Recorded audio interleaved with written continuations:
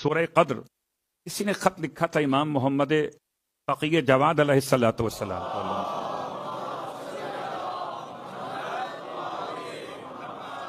اس کا مطلب ہے جیسے عریضے آج لکھے جاتے ہیں ایسے تب بھی لکھے جاتے تھے. خط لکھا امام کو. اور یہ جو بڑا اہم ترین مسئلہ ہے ہمارے اور آپ کے لیے. مسئلہ کیا تھا اس کا؟ لکھا مولا سے، مولا مقروض ہو گیا ہوں، قرضہ بہت چڑھ گیا ہے، راستہ سمجھ میں نہیں آتا. امام نے جواب میں یہ پیغام اس کے لیے معین فرمایا کہ دو باتیں یاد رکھو. ایک استغفار کثرت سے پڑھو، ایک اپنی زبان کو خشک نہ ہونے دو سورہ انا انزلنا کی تلاوت سے. مسلسل بغیر گنتی کے، بغیر شمار کیے ہوئے، چلتے پھرتے اٹھتے بیٹھتے سورہ انا انزلنا کی تلاوت کرو، استغفار پڑھو، سارے قرضے ادا ہو جائیں گے. سورہ قدر کی تلاوت کہ بہت سارے ثواب، بہت سارے اجر ہیں. کتنے بیان کیے جائیں اور کتنے چھوڑ دیے جائیں. سورہ انا انزلنا. اور چوتھی بات، اللہ کے رسول جب معراج پر پہنچے تو معراج پر چوتھے آسمان پر ایک با اختلاف روایت چوتھے آسمان پر اللہ کے رسول نے نماز جماعت کرائی. سارے انبیاء موجود ہیں اور خاتم الانبیاء، انبیاء کے سید و سردار امام جماعت بنے.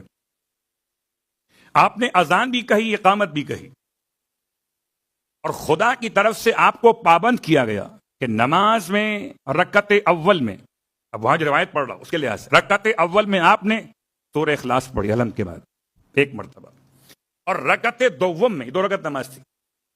اس کا نام کیا تھا وہ الگ موضوع ہے، نماز 2 رکعت تھی. رکعت دوم میں آپ نے الحمد کے بعد سورہ انا انزلنا پڑھی.